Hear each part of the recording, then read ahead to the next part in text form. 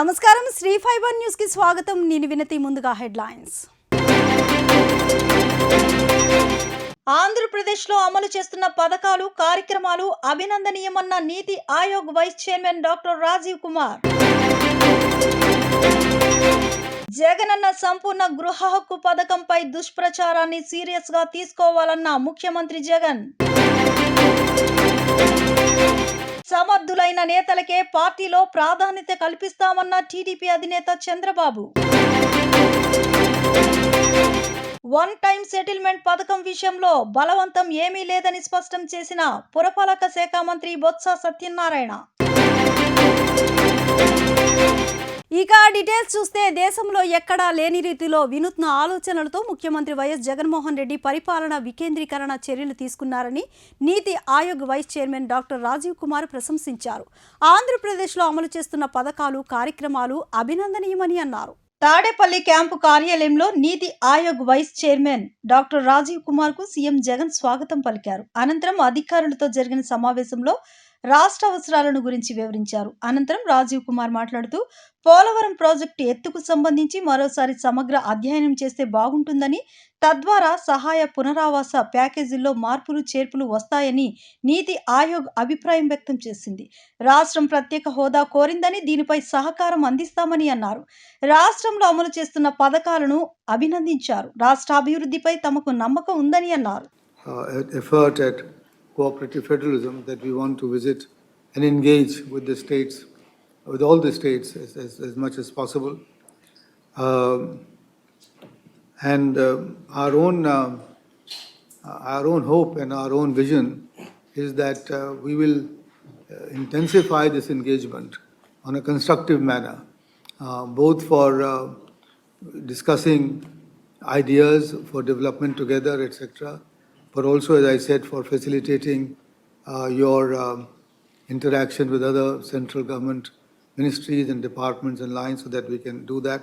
Plus also with any states, if there is an issue like the one that you have with Telangana, so we'll try and work with that. And I want to first and foremost congratulate the Honorable Chief Minister for a lot of very good work done, and I've seen this now with my own visit in the field. And having looked at some of the figures that we've got collected, and so I think it's what's happening in Andhra is quite creditable, quite remarkable, and I'm sure the state will go on this trajectory, the path. But I think some of the measures that you've taken are quite innovative, are quite unique, are being done for the first time in the country, whether it's the digital library or it's the procurement or the farmers, Raitu Bharosa Kendra, decentralizing, the procurement, administration, etc. I think these are, and we will want to, as I said, for the app for the women, we would like to replicate these in other states. And so, and congratulations to you for all those, and you've sort of fixed deposits of 10 lakh rupees for orphan children, and COVID was an amazing measure that you took, and I think that's something that we should suggest to other states as well. So I want to really keep it brief and have the opportunity to listen to you, that I am sure Andhra can really come tops in the country. That's the potential that I see in Andhra. Jagananna Sampoorna Gruha హక్కు పథకంపై దుష్ప్రచారాన్ని serious గా తీసుకోవాలని, అటువంటి ప్రచారం చేసే వారిపై కఠినంగా ఉండాలని CM YS Jaganmohan Reddy అధికారులను ఆదేశించారు. ఓటీఎస్ పథకం ద్వారా లక్షల మంది పేదలకు లబ్ధి కలుగుతుందని, చట్టపరంగా హక్కులు దఖలు పడతాయని అన్నారు. తాడేపల్లిలోని క్యాంపు కార్యాలయంలో అధికారులతో జగనన్న సంపూర్ణ గృహ హక్కు పథకంపై ముఖ్యమంత్రి జగన్మోహన్ రెడ్డి సమీక్ష నిర్వహించారు. ఈ సందర్భంగా ఆయన మాట్లాడుతూ లబ్ధిదారుల్లో సందేహాలు ఉంటే 1కి 2 సార్లు అవగాహన కల్పించాలని అన్నారు. పథకం ద్వారా వచ్చే లబ్ధిని రిజిస్టర్డ్ పత్రాల ద్వారా వారికి మాఫీ అవుతున్న అసలు వడ్డీ వివరాలను చూపించాలని అన్నారు. సీఎం కార్యాలయ అధికారులతో జరిగిన సమావేశంలో సీఎం ఈ ఆదేశాలు ఇచ్చారు. సమర్థులైన నేతలకే పార్టీలో ప్రాధాన్యత కల్పిస్తామని టీడీపీ అధినేత చంద్రబాబు నాయుడు స్పష్టం చేశారు. నియోజకవర్గ ఇన్ఛార్జి నుంచి అన్ని స్థాయిల్లోని సమర్థులకే పెద్దపీట వేస్తామని భరోసా ఇచ్చారు. ప్రజా వ్యతిరేక నిర్ణయాలపై వైసీపీకి భవిష్యత్తులో తగిన గుణపాఠం తప్పదని ఆయన హెచ్చరించారు. కొండపల్లి టీడీపీ నేతలతో పార్టీ అధినేత చంద్రబాబు నాయుడు భేటీ అయ్యారు. ఎన్నికల్లో పోటీ చేసిన పనిచేసిన కార్యకర్తలు నేతలకు చంద్రబాబు అభినందనలు తెలిపారు. కొండపల్లి ఎన్నికల్లో ఎంపీ కేశినేని నాని పాత్రపై చంద్రబాబు ప్రశంసలు కురిపించారు. నేతలను కార్యకర్తలను కేశినేని బాగా కోఆర్డినేట్ చేశారని కొనియాడారు. సమర్థులైన వారికి అవకాశం ఇవ్వకపోవడం వల్లే కొన్ని చోట్ల నష్టం జరిగిందని చంద్రబాబు అన్నారు. నేటి రాజకీయాలు పూర్తిగా మారిపోయాయని అన్నారు. ఇకపై నియోజకవర్గ స్థాయి నుంచి సమర్థులకే పెద్దపీట వేస్తామని చంద్రబాబు ప్రకటించారు. జాగ్రత్తగా కానీ పార్టీ యాక్టివిటీస్ అప్పుడే అనలైజ్ చేసి ఎవరికైతే సమర్థత ఉంది, ఎవరైతే అవతల వ్యక్తుల్ని ధీటుగా ఎదుర్కోగలుగుతారు, అది మున్సిపాలిటీ లెవెల్ కానీ, కాన్స్టిట్యున్సీ కానీ, జిల్లాల్లో కానీ, లేకపోతే గ్రామంలో పోతే మీ దగ్గర వచ్చిన వార్డులో కానీ, ఇవన్నీ కూడా కొంచెం చేయాలి. రెండోది కూడా మనం వేసే ఈ వ్యక్తుల్ని బాధ్యత అప్పచెప్పేవాళ్ళు కూడా సిన్సియర్గా పనిచేస్తున్నారా లేకపోతే మొక్కుబడిగా పనిచేస్తున్నారా కూడా చాలా ఇంపార్టెంట్. ఇది కాకుండా ఇది న్యూ టైప్ ఆఫ్ పాలిటిక్స్. ఇప్పుడు ఉదాహరణకు ఎంపీ మీరంతా కూడా కౌన్సిలర్స్ అంతా వెళ్తే 15 మంది వెళ్తే 2 రోజులు ఎలక్షన్ జరగకుండా కోర్టు డైరెక్షన్ కూడా లెక్క పెట్టుకోకుండా వాళ్ళు చేశారంటే ఎంత దుర్మార్గంగా పనిచేస్తున్నారో దాన్ని బట్టి అర్థమవుతుంది.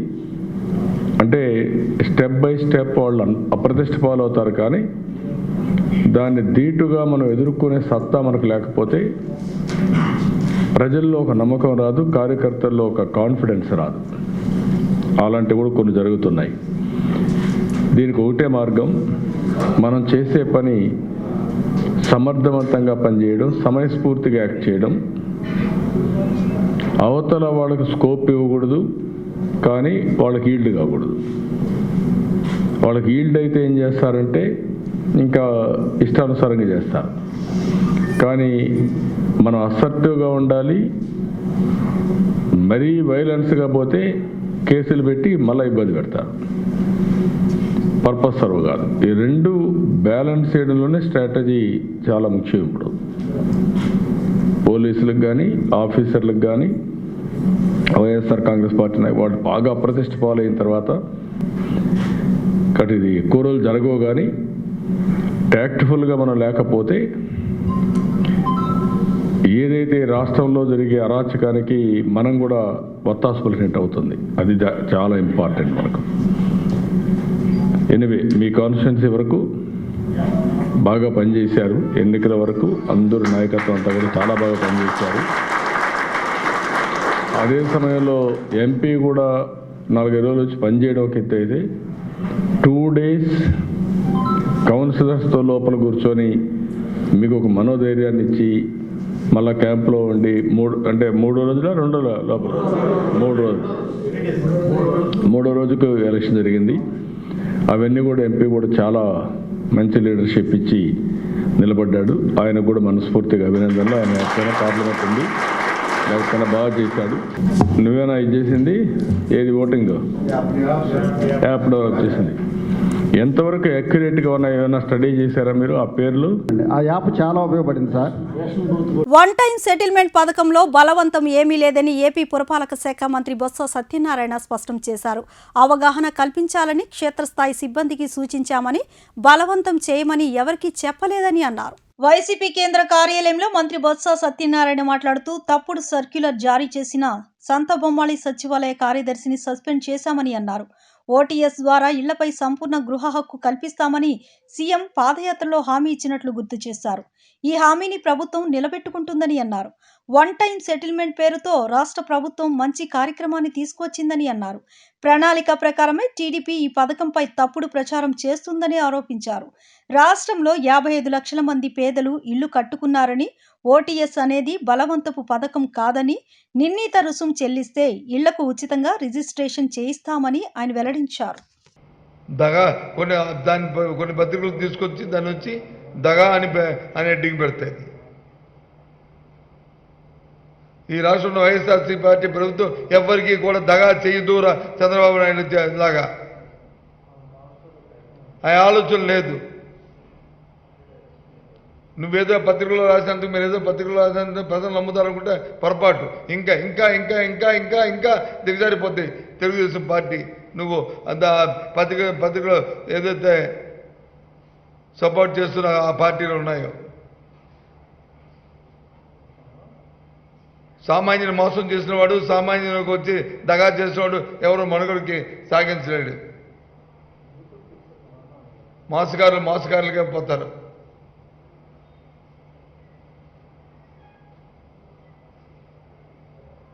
మరొకసారి మనం మీ ద్వారా రాష్ట్రంలో ఉన్న బలహీన వర్గ సామాన్యులందరికీ కూడా, సోదరులందరికీ, సోదరిమణులందరికీ పనులు చేస్తున్నాను.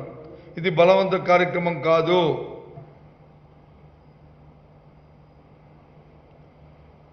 మీకు శాశ్వతమైన గృహ హక్కుని కల్పిస్తున్న పథకం. గ్రామీణ ప్రాంతాలైతే 10,000 రూపాయలు, పట్టణ ప్రాంతాలైతే 15,000 రూపాయలు, కార్పొరేషన్ 20,000 రూపాయలు. కానీ మీ ఇంటికి కట్టవలసిన వడ్డీతో అసలుతో ఎంత ఉన్నప్పటికీ కూడా బ్యాంకు రుణం ఎంత ఉన్నప్పటికీ కూడా ప్రభుత్వమే దాన్ని మీకు దాన్ని రిజిస్ట్రేషన్ రుసుములు లేకుండా సెక్రటేరియట్లోనే, వార్డు కార్యాలయంలోనే, అలాగే గ్రామ కార్యాలయంలోనే వాటికి ప్రభుత్వ పరంగా మరి జీవోను కూడా ఇష్యూ చేశాం. అధికారపూర్వకంగా మీ పేరుని దాన్ని ట్రాన్స్ఫర్ రిజిస్ట్రేషన్ చేయడం జరుగుతుంది. ఇది మీకోసం, మీకు సమాజంలో ఒక స్వాస్థ్య గృహం మీకున్నదనే తలెత్తుకొని తిరిగేటట్లు చేయడానికి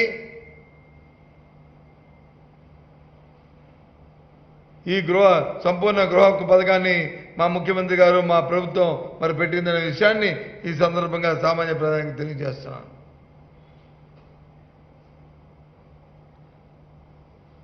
తెలుగుదేశం పార్టీకి హెచ్చరిస్తున్నాను. ఇంకెన్నాళ్ళు మీ మోసం, ఇంకెన్నాళ్ళు మీ ఇంకా దగా, ఇలాంటి మాయమాట చెప్పి మనుగడ పోకండి. ఇప్పటికే మీ పార్టీకి నూకలు చెల్లాయి. పేదవాడితో మీరు వచ్చి రాజకీయాలు చేస్తే, పేదవాడి ఆకలితోని, పేదవాడి మనుగడతోని రాజకీయాలు చేస్తే పుట్టగతులు లేకుండా కొట్టుకుపోతుంది మీ పార్టీ. ఇంకా కూడా ఆ ఉన్న 1% 2% ఉంటే అది కూడా పోతుంది. ఎవరు మిమ్మల్ని రక్షించలేరు. జగనన్న సంపూర్ణ గృహ హక్కు పథకం ద్వారా రాష్ట్ర ప్రభుత్వం 10,000 కోట్ల మేర పేదల రుణాలను మాఫీ చేస్తోందని గృహ నిర్మాణ శాఖ ప్రత్యేక ప్రధాన కార్యదర్శి అజయ్ జైన్ తెలిపారు. ప్రభుత్వం ఓటీఎస్ రూపంలో పేదలకు వడ్డీ, అసలు రెండింటికి రాయితీ ఇచ్చి నిర్ణీత మొత్తాలు చెల్లించిన వారికి ఆస్తులపై సంపూర్ణ హక్కులు కల్పిస్తోందని ఆయన వివరించారు. నుంచి గత ఆల్మోస్ట్ మోర్ దెన్ 30 years నుంచి మనం ఇల్లు కట్టుకుంటున్నాము. వాళ్ళకి ఏమైతే మనం డబ్బు శాంక్షన్ చేసేవాళ్ళు గతంలో, దీంట్లో ప్రిన్సిపల్ అమౌంట్ ప్లస్ కొంత సబ్సిడీ ఉండేది, కొంత లోన్ పొజిషన్ ఉండేది. ఆ లోన్ ఉంది కాబట్టి లబ్ధిదారులు లోన్ తిరిగి కట్టాలి ఉద్దేశంతో మార్టగేజ్ కింద అప్పుడు వాళ్ళకి ఉన్న డిఫామ్ పట్టాస్ అయితేనేమి, పొజిషన్ సర్టిఫికెట్స్ అయితేనేమి, హౌస్ డాక్యుమెంట్స్ అయితేనేమి మన దగ్గర హౌసింగ్ కార్పొరేషన్లో పెట్టడం జరిగింది. అటువంటి వాళ్ళు సుమారుగా 39 లక్షల మంది పట్టాస్ మన దగ్గర ఉండేది. అదేవిధంగా కొంతమంది స్వయంగా కూడా ఇల్లు కట్టేసుకునే వాళ్ళు ఉన్నారు, లేకపోతే ఫ్రీగా కూడా కట్టారు. అటువంటి వాళ్ళు టోటల్ 12 లక్షల మంది ఉన్నారు. ఈ 39 లక్షల మంది 39 lakhs పీపుల్ ఎవరైతే డాక్యుమెంట్స్ మన దగ్గర ఉన్నాయి వాళ్ళకి గృహం ఉన్నా కూడా దీనిపైన ఎటువంటి అధికారం వాళ్ళకి లేదు, టైటిల్ లేదు. ఎందుకంటే ఆ డాక్యుమెంట్స్ మన దగ్గర ఉండేది కాబట్టి వాళ్ళు సేల్ చేయాలి అనుకున్నా, లేకపోతే గిఫ్ట్ చేయాలి అనుకున్నా, లేకపోతే మార్టగేజ్ పెట్టాలి అనుకున్నా వాళ్ళు they were not in a position to do it. Almost 39 lakh people. కాబట్టి చాలాసారి మనకు రిప్రజెంటేషన్స్ వచ్చినాయి, వాటికి ఏమైనా స్కీమ్ మీరు తీసుకువస్తే బాగా ఉంటుంది. అదేవిధంగా మనం ఏమైతే లోన్స్ ఇచ్చామో దీంట్లో ప్రిన్సిపల్ అమౌంట్ తక్కువ ఉన్నప్పటికీ కూడా టైం అయ్యేసరికి ఇంట్రెస్ట్ పెరిగిపోయి ఆల్మోస్ట్ ఒక హౌసింగ్ కార్పొరేషన్ నుంచి ఈ 39 lakh పీపుల్కి 14,000 కోట్ల రూపాయలు టోటల్ అమౌంట్ అవుట్ స్టాండింగ్ ఉండేది. ఈ లబ్ధిదారుల నుంచి ఈరోజు కూడా అవుట్ స్టాండింగ్ ఉన్నాయి. కాబట్టి దే వర్ రిక్వెస్టింగ్ కి kindly wave of some portion. గతంలో కూడా 2014 వరకు 2004 నుంచి 2014 వరకు కూడా వన్ టైం సెటిల్మెంట్ స్కీమ్ కింద వాళ్ళకి ఇంట్రెస్ట్ పోర్షన్ వేవ్ చేయడం జరిగింది. ఓన్లీ ఇంట్రెస్ట్ పోర్షన్ అంటే ప్రిన్సిపల్ అమౌంట్ కట్టాలి కానీ ఇంట్రెస్ట్ పోర్షన్ మాత్రమే వేవ్ ఆఫ్ చేశారు.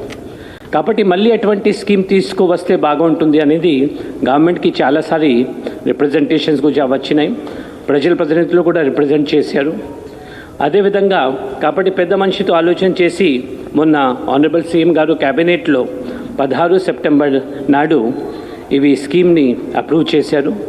దీనికి ముఖ్యమైన బెనిఫిట్స్ 4-5 ఉన్నాయి. ఫస్ట్ పాయింట్ ఏమంటే ప్రభుత్వం దాదాపు 10,000 కోట్ల రూపాయలు మాఫీ చేయడం జరుగుతూ ఉంది. అంటే లబ్ధిదారులకి పెండింగ్ లోన్ పోర్షన్ ఎంత అయినప్పటికీ కూడా ఒక నామినల్ అమౌంట్. విజయవాడ కొత్త పోలీస్ కమిషనర్గా కాంతిరాణా టాటా నియమితులయ్యారు. ఈ మేరకు ప్రభుత్వ ప్రధాన కార్యదర్శి సమీర్ శర్మ ఉత్తర్వులు జారీ చేశారు. శ్రీనివాసులు పదవీ విరమణ తరువాత పూర్తి అదనపు బాధ్యతలతో పాలరాజును నియమించారు. కొన్నాళ్లు ఆయనే కొనసాగుతారని భావించిన హఠాత్తుగా రెగ్యులర్ సిపిగా కాంతిరాణాను నియమించారు. శ్రీనివాసులు పదవీ విరమణ తరువాత పూర్తి అదనపు బాధ్యతలతో పాలరాజును నియమించారు. కొన్నాళ్లు ఆయనే కొనసాగుతారని భావించిన హఠాత్తుగా రెగ్యులర్ సిపిగా కాంతిరాణాను నియమించారు. వచ్చే నెలలో ఐజీగా పదోన్నతి రానుంది. కమిషనర్ పోస్ట్ ఐజీ స్థాయి కావడంతో ఈ నియామకం జరిగింది. ప్రభుత్వం తమ సమస్యలను పరిష్కరించకుంటే ఈ నెల 7 నుంచి రోజువారీ నిరసనలు చేపడతామని AP JAC, AP Amaravati JAC నేతలు హెచ్చరించారు. అప్పటికి సమస్యలు పరిష్కరించుకుంటే ఉద్యమాన్ని దశల వారీగా మరింత ఉధృతం చేస్తామని వాళ్ళు వెల్లడించారు. ఏపీ సచివాలయంలో ప్రభుత్వ ప్రధాన కార్యదర్శి సమ్మె శర్మకు 5 పేజీలతో కూడిన నివేదికను ఉద్యమ కార్యాచరణ నోటీసు రూపంలో అందజేశారు. ఈ సందర్భంగా AP JAC, AP Amaravati JAC చైర్మన్లు బండి శ్రీనివాసరావు, బొప్పరాజు వెంకటేశ్వర్లు మాట్లాడుతూ వెంటనే పీఆర్సీ అమలు చేయాలని, ఎన్నికలకు ముందు హామీ ఇచ్చినట్టుగా సిపిఎస్ రద్దు చేయాలని డిమాండ్ చేశారు. ఉద్యోగుల సమస్యలను పరిష్కరించాలని, లేకుంటే ప్రత్యక్ష పోరాటానికి దిగుతామని హెచ్చరించారు. ఏదైతే రాష్ట్ర ప్రభుత్వం ప్రతిష్టాత్మకంగా ఉద్యోగుల సమస్యల పరిష్కరించే అత్యున్నత వేదికైనటువంటి జాయింట్ స్టాఫ్ కౌన్సిల్ సమావేశం ఫిబ్రవరి 18న జరిగిందో ఆ సమావేశానికి గౌరవ సజ్జల గారు, అదేవిధంగా గౌరవ ముఖ్యమంత్రి గారి అదనపు కార్యదర్శి అయినటువంటి ధనుంజయ రెడ్డి గారు ఇరువురు కూడా హాజరైనటువంటి ఆ సమావేశం రోజు నుంచి ఈ రోజు వరకు జరిగినటువంటి ప్రక్రియ మొత్తం కూడా డీటెయిల్గా ఇంక్లూడింగ్ ప్రెస్ మీట్, గౌరవ సజ్జల గారు ప్రెస్ మీట్ పెట్టి ఏదైతే పోయిన నెలాఖరికే అంటే అక్టోబర్ ఆ మాసం అంతానికి పిఆర్సి, అదేవిధంగా నవంబర్ చివరికల్లా మిగిలిన ఆర్థికేతర సమస్యలు మొత్తం పరిష్కరిస్తామని ఏదైతే మాకు ఆనాడు హామీ ఇచ్చారో ఆ విషయాలతో సహా మేము పొందుపరిచి ఇవ్వటం జరిగింది. మరి ఈరోజు మేము ఉద్యమ కార్యాచరణ ప్రకటించి వెళుతున్నామంటే దీనికి పూర్తి బాధ్యత ప్రభుత్వానిదే తప్ప ఈ 13 లక్షల మంది ఉద్యోగోపాధ్యాయ కార్మిక విశ్రాంత కాంట్రాక్ట్ అవుట్సోర్సింగ్ ఉద్యోగులది కానే కాదు. మేము ఈ రాష్ట్ర ఆర్థిక పరిస్థితి తెలిసినటువంటి ఉద్యోగులుగా ఈ ప్రభుత్వానికి గత 3 సంవత్సరాల నుంచి సహకరిస్తూనే వస్తున్నాం. 2019 ప్రభుత్వం వచ్చిన తర్వాత రాగానే మాకు 27% ఐఆర్ ఇచ్చిన మాట వాస్తవం. మరి 27% ఐఆర్ ఇచ్చారు కాబట్టి కొంత ఒక 5-6 మాసాలు లేట్ అయినా పర్వాలేదని మేము అనుకున్న మాట వాస్తవం, సహకరించాలనుకున్న మాట కూడా వాస్తవం. అయితే వెంటనే కరోనా వచ్చినందువల్ల ప్రపంచవ్యాప్తంగా గడగడలాడించినటువంటి ఆ కరోనా ఆంధ్రప్రదేశ్లో కూడా చాలా ఇబ్బందికరమైనటువంటి పరిస్థితులు వచ్చినప్పుడు 2020, 2021 వరకు కూడా ప్రభుత్వానికి అనేక రకాలైనటువంటి ఆర్థిక ఇబ్బందులు ఉన్నాయనే ఉద్దేశంతో మేము చాలా కాలం వేచి చూసాం. తనపై ఉన్న అవినీతి కేసులపై న్యాయస్థానంలో విచారణ కొనసాగుతుంటే వైఎస్ జగన్మోహన్ రెడ్డి ముఖ్యమంత్రి పదవిలో ఉండడం నైతికమేనా అని టీడీపీ నేత వర్ల రామయ్య ప్రశ్నించారు. ముఖ్యమంత్రిగా ఉన్న జగన్కు వ్యతిరేకంగా సాక్ష్యం చెప్పడానికి సాక్షులు భయపడతారని ఆగ్రహం వ్యక్తం చేశారు. తదితర ముద్దాయిలందరి పైన మన ముఖ్యమంత్రితో సహా హైదరాబాద్ సిబిఐ కోర్టులో విచారణ జరుగుతూ ఉన్నది. ముఖ్యమంత్రి గారు, వారి ముద్దాయి సంఘం, పాత్రికేయ సోదరులారా వినాలి, ఈ పత్రికా సమావేశానికి అత్యంత ప్రాధాన్యత ఉన్నది. రాష్ట్ర ప్రజలందరూ కూడా దయచేసి మీరు ఎరికపరచాలి ఏం జరుగుతుంది మన రాష్ట్రంలో, ఎవరు మన రాష్ట్ర ముఖ్యమంత్రి, ఏమిటి ఆయన చరిత్ర. దయచేసి మీ పాత్రికేయ సోదరులందరినీ విజ్ఞప్తి చేస్తున్నా, పత్రికా పెద్దలందరినీ నేను విజ్ఞప్తి చేస్తున్నా, ఇది 10 మందికి తెలియాలి, వాస్తవం ఏంటో 10 మందికి తెలియాలి. దయచేసి కొంచెం ఒకంత ఇంట్రెస్ట్ పెట్టండి అని విజ్ఞప్తి చేస్తున్నా. 47,000 కోట్ల రూపాయలు అన్యాయక్రాంతం చేసినాడు జగన్మోహన్ రెడ్డి గారు. తన తండ్రి ముఖ్యమంత్రిత్వాన్ని అడ్డు పెట్టుకోనని 11 ఛార్జ్షీట్లు సిబిఐ వేసింది. Leave aside the ఛార్జ్షీట్స్ filed by enforcement directorate. Enforcement directorate వేసిన ఛార్జ్షీట్ల గురించి ప్రక్కన పెడదాం. సిబిఐ 11 ఛార్జ్షీట్లు వేసింది, 11 ఛార్జ్షీట్లు ఫైల్లోకి తీసుకున్నారు. ఇప్పుడు విచారణ జరుగుతూ ఉన్నది. నేను అడుగుతున్న ఈ రోజున గౌరవ ముఖ్యమంత్రి గారిని, మీ మీద విచారణ జరుగుతుంది కోర్టులో, విచారణ ప్రారంభమైంది మీ 11 ఛార్జ్షీట్ల పైన, మీరు ముఖ్యమంత్రిగా పక్కకు తప్పుకోవాల్సిన అవసరం లేదా? నేను నైతిక విలువల గురించి మాట్లాడుతున్నా, చట్టం కూడా అదే చెబుతున్నది. మీరు ముఖ్యమంత్రిగా ఉండి విచారణ జరిగితే న్యాయం జరిగే అవకాశం ఉందా? సాక్షులు నిర్భయంగా మీ పైన మీకు వ్యతిరేకంగా సాక్ష్యం చెప్పే అవకాశం ఉంటుందా? ఇప్పుడు శ్రీలక్ష్మి గారు ఐఏఎస్ మీ మీద వ్యతిరేకంగా చెప్పాలండి. He has been narrated as accused and also a witness in some cases. మీరు ఆమెకు రేపు చీఫ్ సెక్రటరీ వాళ్ళని ఉబలాట పడుతున్నారు. మీరు ఆమెకు ప్రాధాన్యత ఇస్తూ ఉంటే మీకు వ్యతిరేకంగా చెబుతుందామె? సింపుల్, రాష్ట్ర ప్రజలారా అర్థం చేసుకోవాలి. అందుకే చట్టం చెప్పింది, ఒక సీనియర్ ఆఫీసర్ మీద జూనియర్ ఆఫీసర్ ఎంక్వైరీ చేస్తుంటే ఆ సీనియర్ ఆఫీసర్ పక్క తప్పుకోవాలి. ఎందుకంటే వీడికి ఫ్రీడమ్ కావాలి ఎంక్వైరీ చేసేవాడికి.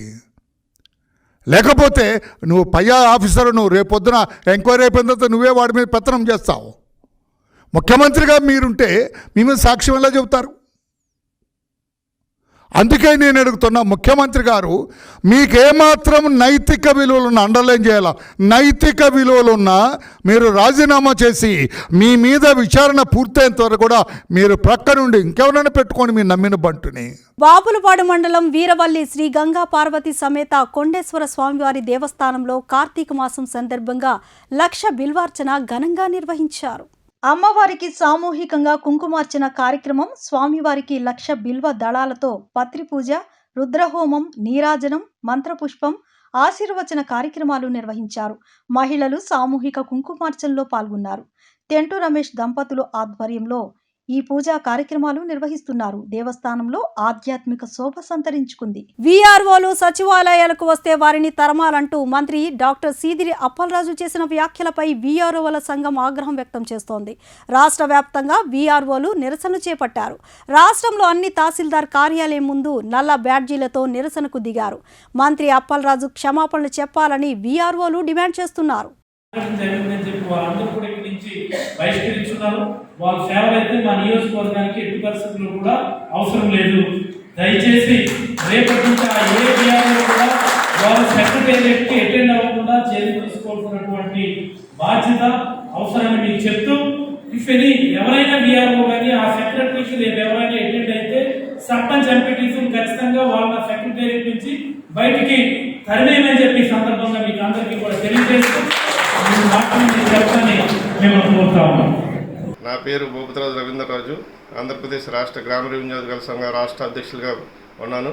ఈరోజు శ్రీకాకుళంలో జరిగిన పరిణామాలు చూస్తుంటే రాష్ట్రంలో వీఆర్ఓల్ని ఇబ్బందులకు గురి చేస్తూ తీవ్ర పని ఒత్తిడితో ఎంతోమంది ఈ మధ్యకాలంలో చనిపోతుంటే, ఈ మధ్యకాలంలో మేము విజయవాడలో మీటింగ్ పెట్టి 1 రోజులు సెలవులలో పనిచేయలేమని చెప్తే, దానిలో భాగంగా ఈరోజు శ్రీకాకుళంలో మీటింగ్ పెట్టి పలాసలో మున్సిపల్ కమిషనర్ వీఆర్ఓల్ని ఓటీఎస్ విషయంలో బయటికి వెళ్ళిపోమని చెప్పడం మా వీఆర్లు ఎంతో ఆవేదన చెందడం జరిగింది. తదుపరి స్థానిక మంత్రివర్యులు సీదిరి అప్పలరాజు గారు వీఆర్ఓల్ని గ్రామ సచివాలయంలోకి వస్తే జడ్పీటీసీలు ఎంపీటీసీ తరిమి కొట్టండి చెప్పడం చాలా బాధాకరం. దీనిపై మేము తీవ్రంగా ఖండిస్తున్నాం. ఆంధ్రప్రదేశ్ రాష్ట్ర గ్రామ రెవెన్యూ తరఫున వెంటనే మంత్రి గారికి క్షమాపణ చెప్పాలి, లేనిచో మేము తీవ్ర ఆందోళన సిద్ధమవుతామని చెప్పి తెలియజేస్తూ, ముఖ్యమంత్రి గారు ఇటువంటి విషయాల్లో అన్ని చర్యలు తీసుకోవాలని చెప్పి సభాముఖంగా తెలియజేస్తున్నాం. మహాపాదయాత్రలో తమపై పోలీసులు జులుం ప్రదర్శిస్తున్నారని అమరావతి జేఏసీ నేతలు అన్నారు. జీజస్ అల్లా వాహనాలను అనుమతించకుండా ఇబ్బందులు పెట్టారని ఆవేదన వ్యక్తం చేశారు. భోజనం చేయడానికి స్థలం ఇచ్చిన వారిని బెదిరించారని అన్నారు.